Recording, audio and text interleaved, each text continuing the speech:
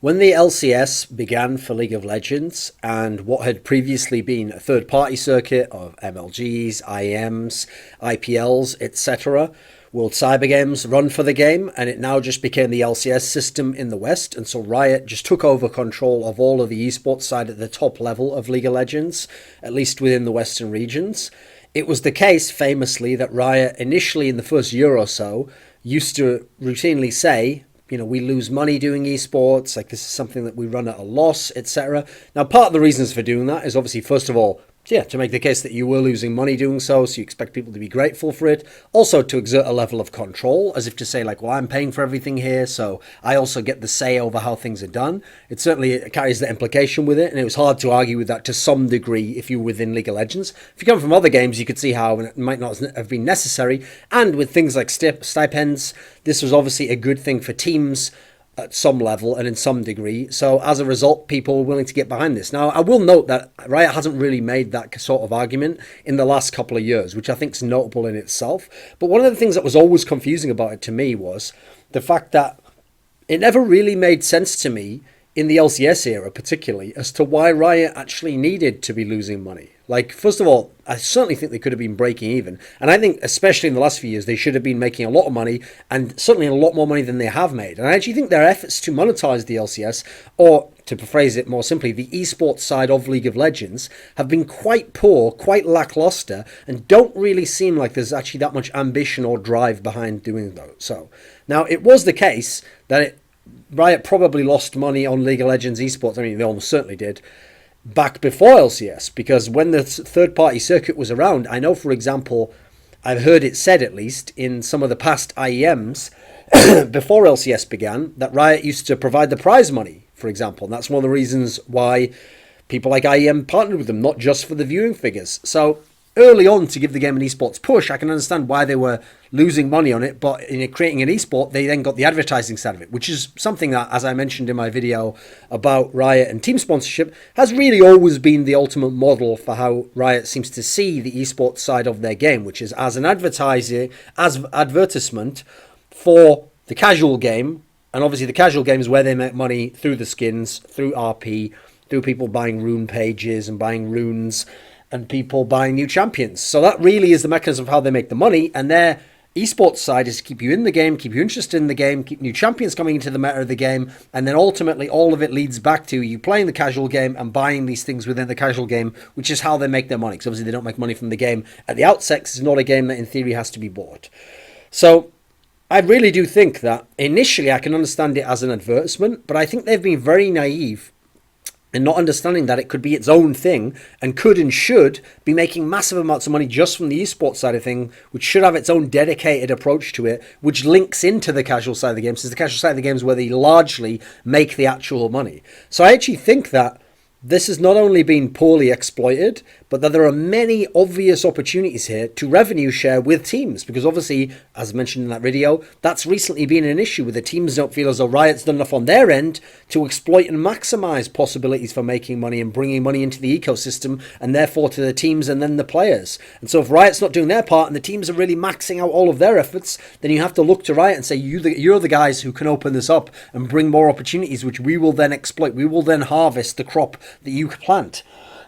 So I think that you can start off with some fairly obvious ways to connect the esports side of things, so LCS, with aspects of your own play, of your own casual system that you make money through. So here's an obvious example to me. If there's a big game going on in LCS, and let's say, for example, Double Lift, I mean, he doesn't play this champion, but let's say he was playing Ashe, and he gets a triple kill on Ashe. Then what happens is an advert on the client front page says something along the lines of like Double Lift, triple kill on Ashe. Ideally, you'd have a little video that some person could click on and play, and then what would happen is there'd be an option, a link to click to buy the skin that he was using when he played Ashe and got that triple kill in that particular game. Maybe you could even track it as in when someone actually goes from the client, from one of those notifications for an esports match, and then starts playing the game, there's even a pop-up for this happens in the client while the game's going on. I don't know how you do the logistics of it, but this is an obvious way to connect what's happening in the esports side with the actual casual side where you make the money. I also think if you added some rev share with the players, only has to be a very small percentage for something like this. You're even going to encourage players to use unique skins, to use different skins, to use skins given to them by Rioters, for example.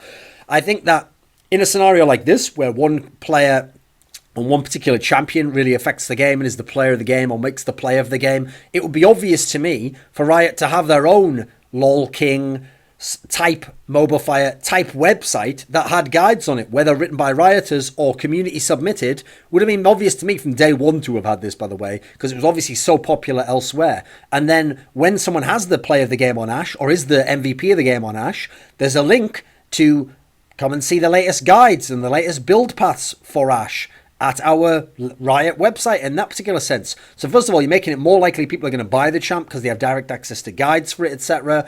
They're going to know what runes to buy for it. That all sorts of extra ways to link in what's happening in the competitive scene and keeping it vibrant with what people are then going to do in their casual games, which is where you're making the money ultimately. Now, one of the reasons why I suspect they didn't do this, aside from the fact they're just lazy and they haven't thought about implementing this, is Riot also used to peddle this philosophy, and that's one of Riot's biggest problems, is that their philosophies have shaped the game in a way where if they'd really sat down and thought about the implications, they might have just eased up on some of them. So one of them they always used to say, like years ago, was that they don't acknowledge the meta and that they don't want to acknowledge there is a meta. Now, first of all, they meant literally, to begin with, the notion that there even was a meta, as in the meta that developed around Season 1 Championship, of having two players in the bot lane, a jungler, etc. Not having the other positions, where like just an ADC on his own.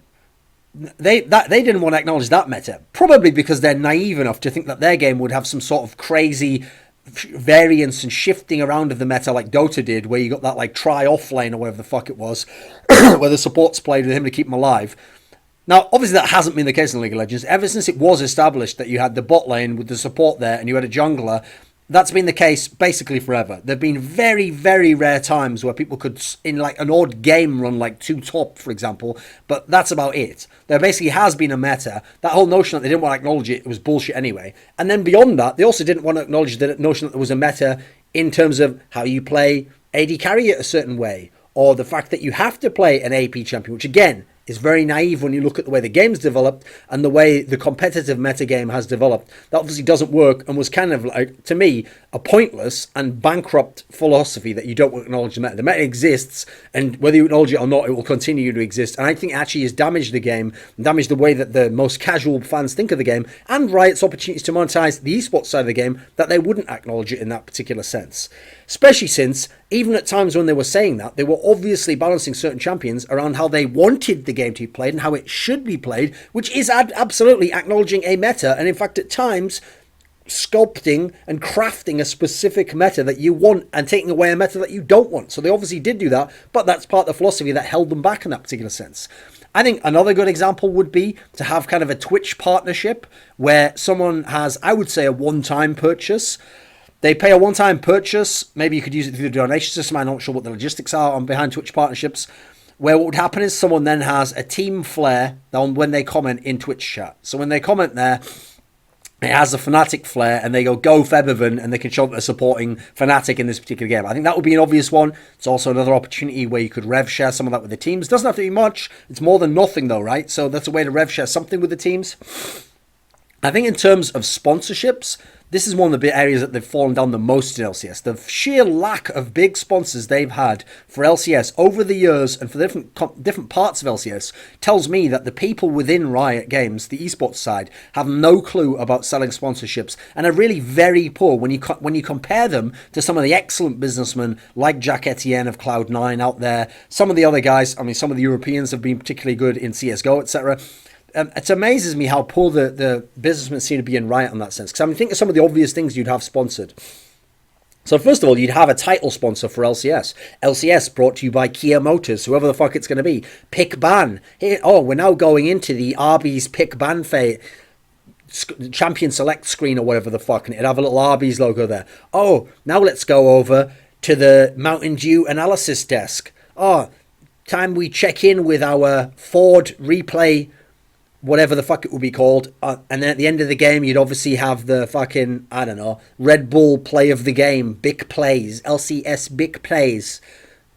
Now we've got the Gillette LCS big plays, whatever the fuck it would be, right? There was obvious ways where anyone who was a real businessman, like the ones I mentioned before, would set out a sponsor deck and they'd get people in there. And initially they might start with lower level people, and then as they showed the metrics and as they showed off the deliverables to those guys, they'd get better and better sponsors. And by now, LCS would be making shit tons of money just from those people, and that would be a massive part of their business in that particular sense. Then you've got to add in plow about player-specific icons. So in CSGO, yeah, we have the equivalent of summon icons. We have stickers, although that's different because people buy the stickers every major in CSGO. People are only going to buy the summoner icon every season in this particular game. But how about, like in CSGO, we have player signature stickers. How about player-specific icons, where the player can take a part in designing it or having it designed around him, and then his fans buy that icon, and then there's rev share with the players, and some of the money goes to Riot as well. How about, in terms of trying to connect the casual and the pro game again, after a big pro match where some pros made an amazing play on a specific champion, especially if it's a new champion to the meta, how about doing a bundle where someone can buy a rune page with all the runes filled in that player used at a discount, because they're buying so many at once, to what you would get to buy all of them separately. And also in theory, people wouldn't know separately which ones to buy until they see a guide or they go to pro builds or something like that. How about some team-specific ways to monetize the LCS? Now, some of these will be ones that Riot doesn't benefit, although if they were clever and they rev shared in other ways themselves, they could get the teams to rev share back with them on this and even make that a stipulation. So, obvious one would be name sponsorships, like when we did have TSM Snapdragon. How about name sponsorships for the teams? As long as they still, to me, as long as they don't literally just become Snapdragon and then lose Snapdragon and have to become Gillette or something, as long as it's TSM Snapdragon, and it's still TSM really, and Snapdragon part is just part of it, I think that's fine. Now, they might say, oh, we don't want it to be that way. Well, great, then you're turning money away then. Then you can't then complain when people say you don't monetize LCS properly, and then you definitely can't complain and go, we're losing money here. Well, you're the ones turning money away, mate. So there's also, you could have sponsorships on the front of the jersey, not just little ones on the side. That would be a pretty nice place to sponsor, right? You're going to be seen on camera, you're going to be seen there. And you notice, as I mentioned in my other video, Riot doesn't really tend to want to do these things that I'm mentioning in this part because they don't make a lot of money from it. Therefore, they'll just say something, we don't want it to be like that in our product, and then they won't let anyone else make money if they're not making some money off it. Another obvious one for me would be allow a player in his in-game tag somewhere to have a sponsorship. Now, obviously, don't go too crazy, but just have something like BenQ or whatever on the NDO name if you want that sponsorship for the team or a player individually. Another way they could make money is outsource the LCS production to someone else. We're at the point now where other companies would actually pay to actually get the license to be the one who runs the LCS production for NA or EU. That would actually be paid for by people, and you would make money doing that way. Then also, you wouldn't have to have all the problems on your end. That's part of the why Riot's been losing money, is trying to do the production that way. Now, everyone's going to complain here that other people can't do the production that way. I don't know why people on Reddit are so brainwashed to think Riot has some god-tier production that's like better than everyone else in esports. And they even now mindfuck themselves and claim that like it's Riot's production being so good that's made the other ones in other esports better. I mean, I've never seen any evidence of that myself. Finally, the most obvious one, which people like, for example, Richard did a video about this, addressed, which should have been done from the last couple of years, certainly, is attempt to play other people against themselves. So, for example, don't just have it where it's on Twitch, it's on YouTube, and that's it. It's just on those services. Have it where those people bid against each other, and therefore, there's broadcasting rights to be sold here. So, for example, if I actually have the option... Personally, I often use YouTube if I'm watching an LCS game live. I don't watch many of them live, admittedly. I actually think that's a better feature. It's obviously 10 times better for the VODs. It goes without saying in that particular sense, although they're not split up always. So there's issues in that particular sense. But I think it should be obvious that these companies themselves should want to bid for the broadcast rights in some way against each other, and either have exclusivity, if you want that, or just have them bidding because they want to be the one who gets to show. Well, it is exclusivity. Yeah, they have the exclusivity aspect because, I mean, I think it benefits YouTube to have Riot there, having their game showed on there. So these are all obvious things to me. Some of them are more specific, but a lot of them are very simply implemented. They would all make money from day one, pretty much. I don't think any of them would be a net waste of time to attempt. And these are all just things I thought up in like 5 or 10 minutes before I made this video.